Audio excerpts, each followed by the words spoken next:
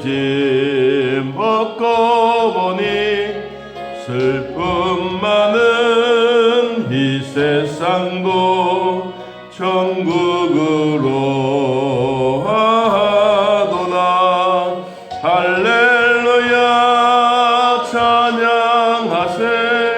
내 모든 죄 사함받고 주 예수와 동행하니 그 어디나 하늘나라.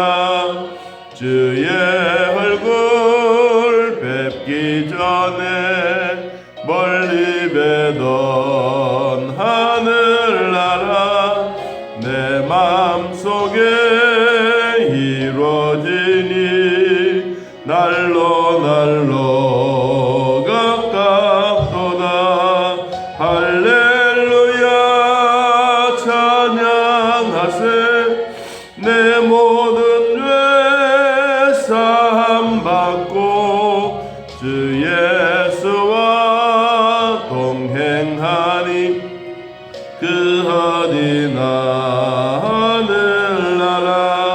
높은 산이 거친들이 조막이나 궁궐이나 내 주 예수 모신 곳이 그 어디나 하늘나라. 할렐루야 찬양하세. 내 모든 죄 사함받고 주 예수와 동행하니 그 어디나 하늘나라. 아멘. 욥기서 9장 1절에서 6절 찾으신 줄 알고 하나님의 말씀 함께 읽습니다. 욥이 대답하여 이르되 진실로 내가 이 일이 그런 줄을 알거니와 인생이 어찌 하나님 앞에 의로우랴. 사람이 하나님께 변론하기를 좋아할지라도 천마디에 한마디도 대답하지 못하리라. 그는 마음이 지혜로우시고 힘이 강하시니 그를 거슬려 스스로 완악하게 행하고도 형통할 자가 누구이랴. 그가 진노하심으로 산을 무너뜨리시며 옮기실지라도 산이 깨닫지 못하며 그가 땅을 그 자리에서 움직이시니 그 기둥들이 흔들리는도다. 아멘. 의인이 왜 고난을 당하는가? 이거는 우리 성도들이 마음에 늘 되새기고 살아가야 될 말씀입니다. 에스겔서에 보면 의인은 반드시 살리라. 의인은 반드시 살리라.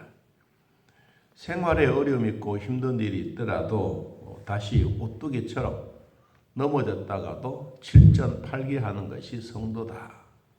그럼 의인이 이런 고난을 당하고 있는데 욥이 고난 속에서 친구들이 찾아왔습니다.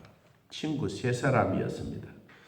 이 세 사람들은 그래도 나름대로 똑똑하고 지식이 있는 사람이라고 생각합니다.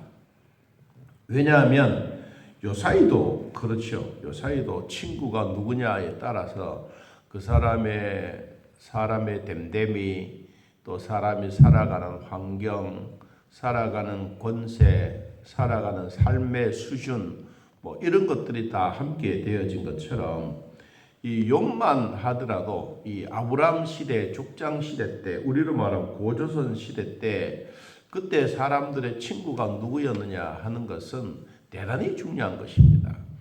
그래서 오늘 이 친구들은 어떤 사람이었을까 먼저 한번 생각해 보고, 그리고 욥이 빌닷과 함께 대화하면서 나누었던 대답에 대한 이야기들을 조금 나누려고 합니다. 먼저 친구 세 사람들은 그래도 나름대로 욥보다가는 연장자였다. 나이가 더 많았던 사람들이다. 이 욥이 이런 고난을 당했을 때는 아이들이 시집 가고 장가 가고 그 정도가 되었으면 아무래도 50은 넘었지 않겠습니까? 아무리. 그리고 50보다가 더 넘은 분들이 이 욥의 친구인 것입니다. 그리고 나이가 많은 분들이 욥에게 찾아올 정도인 것이죠. 두 번째는 욥을 조문하려 오기 이전부터 서로 잘 알고 있었던 사람이라고 봅니다. 어제도 말씀드렸지만 국가를 넘어서, 우리로 말하면 한 지역을 넘어서 나라별로 찾아올 정도 되면 그래도 우리로 말하면 대기업을 거느릴 수 있는 그런 사람들이 바로 욥의 친구들이었다고 봅니다. 세 번째는 아주 이 당시만 하더라도 상당한 수준의 학식을 가지고 있고 또 재물로 보면 아주 겸비를 갖춘 사람이라고 볼 수가 있습니다. 왜냐하니까 나름대로 욥과 함께 대화하는 것을 우리가 성경을 통해서 앞으로 볼 것인데 나름대로 보면 정확한 논리들을 잘 전개하고 그리고 풍부한 지식을 동원해서 욥과 함께 변론을 하는 것을 보면 틀림없이 그에게는 학식이나 지혜를 소유했던 사람이라고 봅니다.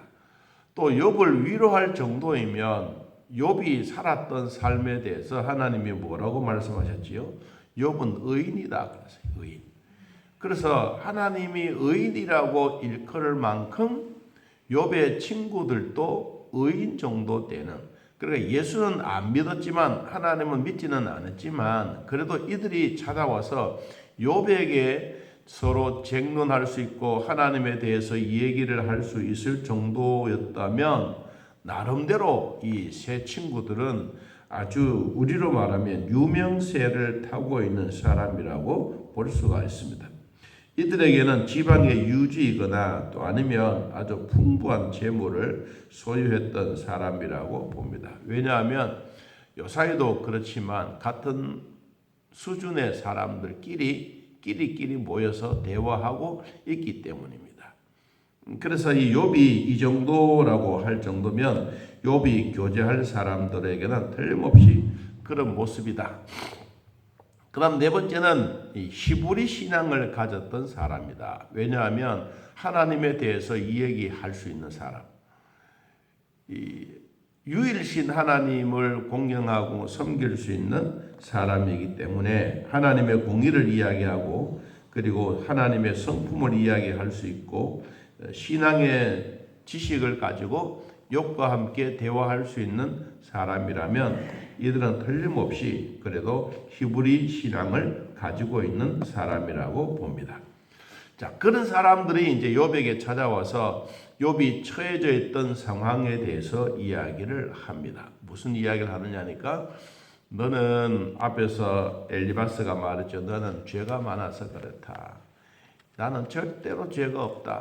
그러나 나는 죄인은 죄인이지만은 죄를 가지고 싶어 하는 것이 아니라 내가 자녀들에게도 늘 얘기하고 무슨 일이 있으면 아침에 일어나서 번제를 드리고 하나님께 제 용서 받는 그런 사람이다. 그래서 하나님이 의인이라고 칭해 주신 것이지 이 욥이 나는 하나님처럼 죄가 없다 그 말은 아닌 것입니다.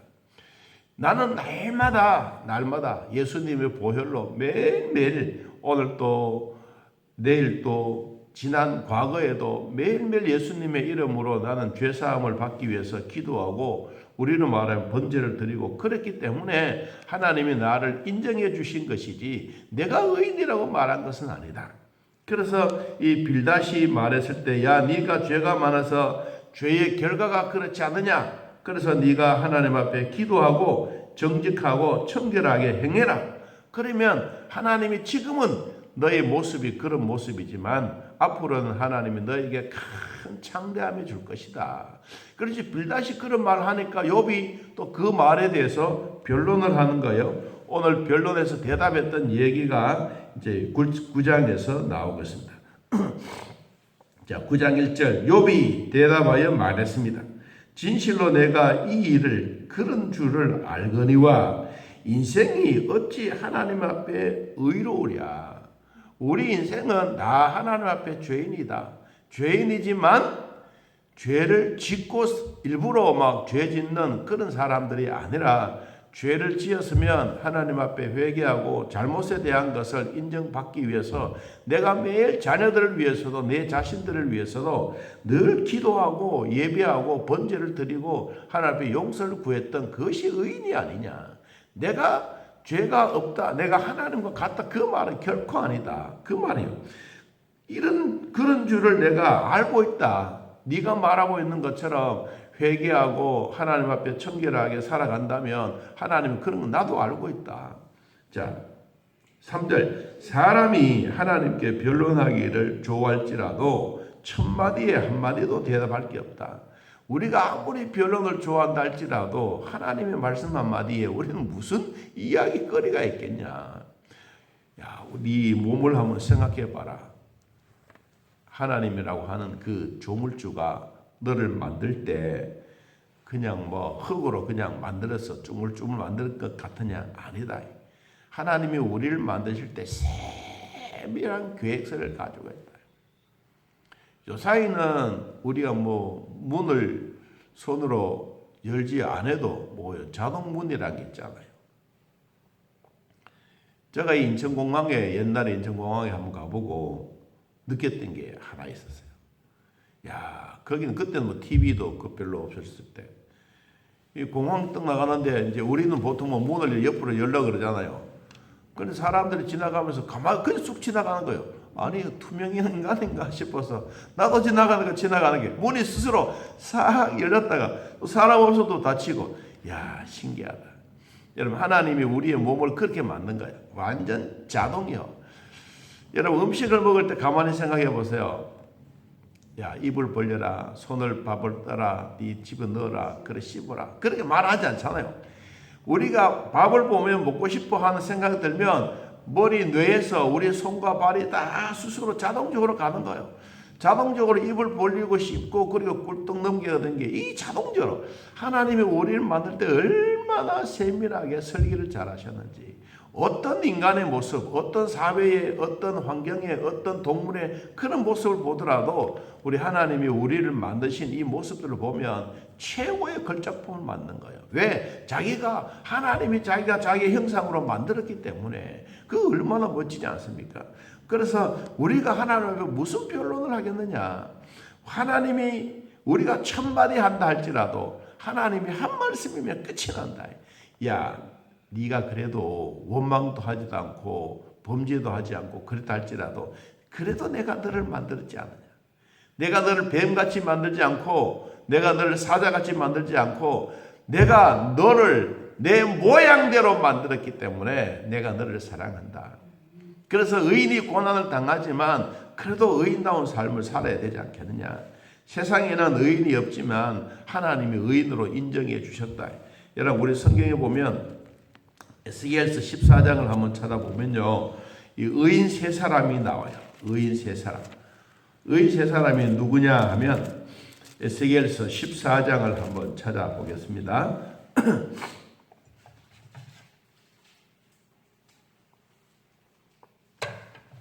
자, 의인이 누구인가에 대해서 에스겔서 14장 14절. 자, 한번 찾았으면 읽어봅니다. 에스겔서 14장 14절.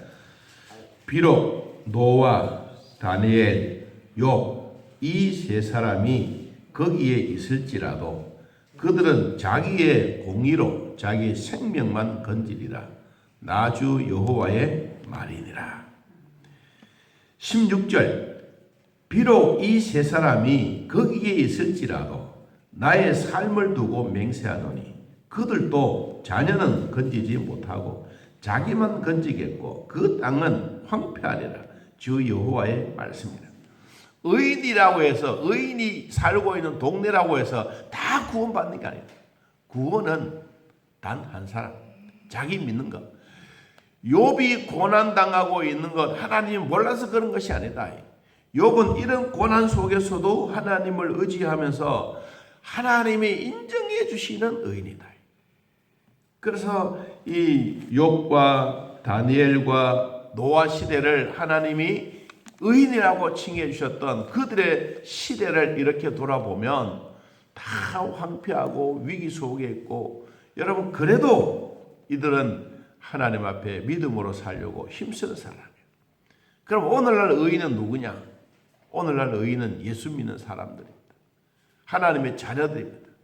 우리가 의인다운 삶을 살면 하나님은 반드시 우리들에게 삶에 대한 기쁨을 주시는 겁니다. 그래서 여러분 18장, 에스겔서 18장 9절 말씀을 한번 보겠습니다. 에스겔서 18장 9절. 자, 한번 읽어보면 내 율례를 따르며 내 규례를 지켜 진실하게 행할진대 그는 뭐라고? 의인이니 반드시 살리라. 누가 말했습니까? 주 여호와의 말씀이니라. 하나님의 규례, 율법 이것을 지키는 사람이 의인이다. 이 의인들은 결과적으로 예수 믿는 사람들, 하나님의 자녀들, 이 사람들은 반드시 죽으리라, 반드시 살리라 그랬습니다.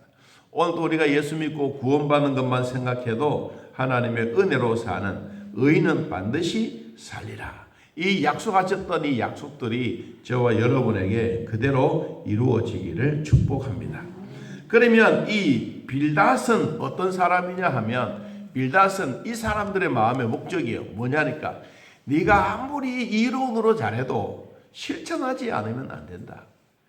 네가 하나님 앞에 의인이고 동방에 훌륭한 사람이고 어떤 사람이라 할지라도 하나님이 너를 인정해 주시기 때문에 의인이지, 네 스스로 다니면서 의인이라고 칭하지 말아라.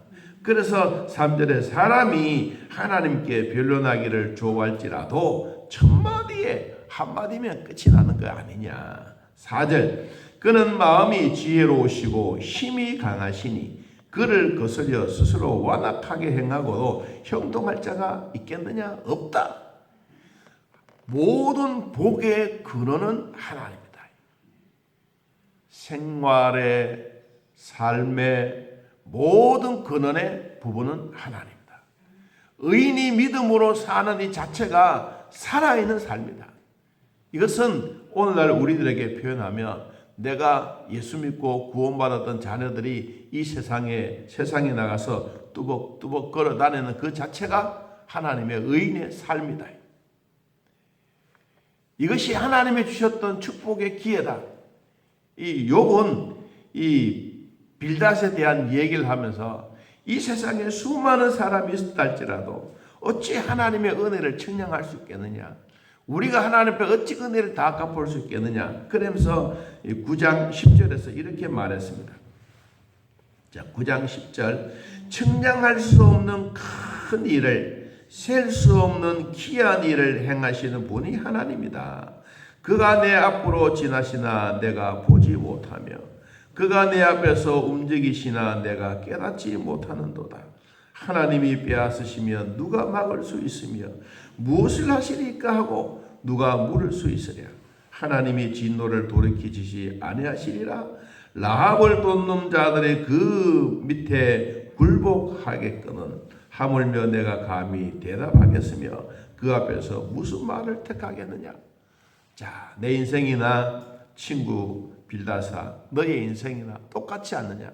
내가 비록 지금 나의 모습이 의인이었고 내가 부자였고 얼굴도 퉁퉁했고 살도 건강한 사람이었다가 갑자기 이렇게 홀쭉해지고 피비 나는 냄새가 난다 할지라도 하나님은 지금 또 나를 사랑하고 있다. 의인은 반드시 살다. 이 마음의 확신이 욥에게 있는 거예요. 그래서 빌닷이 찾아와서 야, 이 나쁜 놈아, 네가 빨리 회개해라. 그래 하나님 널 용서해줘. 하나님이 그러신 하나님이 아니야. 난 이제까지 다 매일매일 회개하면서 씻으면서 살았어.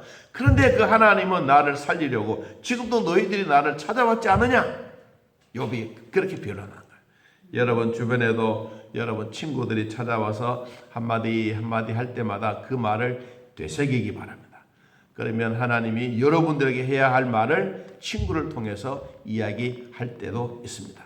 어떨 때는 말씀이, 어떨 때는 기도가, 어떨 때는 찬양의 가사가 내 인생이 좌우할 때도 있지만 그 말도 듣지 않으면 누가 찾아오느냐?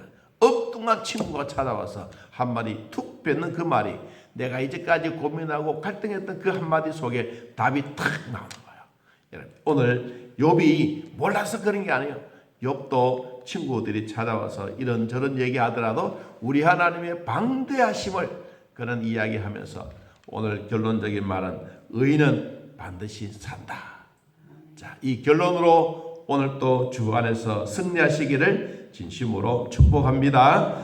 하나님 아버지, 오늘도 구원받은 하나님의 백성들이 하나님을 찬양하며 하나님 앞에 영광 돌리는 하나님의 성도들 돌봐주셔서 의인은 반드시 살리라고 말씀해 주셨습니다. 주님, 고통도 있고 힘든 일도 있고 병원에도 있고 가정에도 있고 우리의 삶의 터전에서 믿음으로 살아가려고 할 때 왜 우리에게도 고난이 없겠습니까? 주여, 이런 고난이 있더라도 하나님을 꼭 의지하고 믿음으로 살아가는 삶이 되게 하여 주옵소서. 진리의 말씀들이 우리 안에 거한다 할지라도 결코 부족하지 않도록 도와주시고 성령 안에 거하는 진리의 말씀으로 무장하여 하나님의 전신 갑주를 입고 오늘도 살아갈 수 있도록 복되게 하여 주옵소서. 하나님 아버지, 온 몸의 뼈들을 주님이 만져주시고 살결들을 만져주시고 실핏줄도 만져주시고 손이 차갑거나 발이 차가운 자들 하나님 피의 순환이 잘 되어 따뜻한 손 따뜻한 몸이 되도록 도와주셔서 결코 부족하지 아니하도록 하나님 은혜를 베풀어 주옵소서.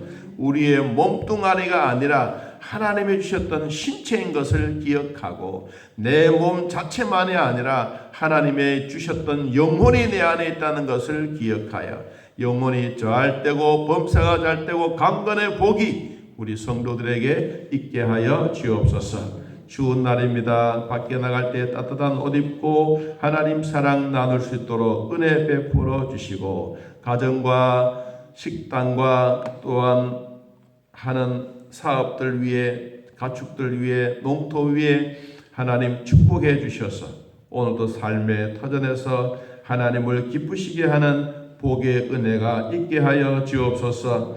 예수님의 이름으로 기도하옵나이다. 아멘. 하늘에 계신 우리 아버지여, 이름이 거룩히 여김을 받으시오며 나라의 마옵시며 뜻이 안에서 이루어진 것 같이 땅에서도 이루어지이다. 오늘날 우리에게 일용할 양식을 주옵시고 우리가 우리에게 죄진 자를 사하여 준 것 같이 우리 죄를 사하여 주옵시고 우리를 시험에 들게 하지 마옵시고 다음 악에서 구하옵소서. 대개 나라와 권세와 영광의 아버지께 영원히 있사옵나이다. 아멘. 자유롭게 기도드리겠습니다.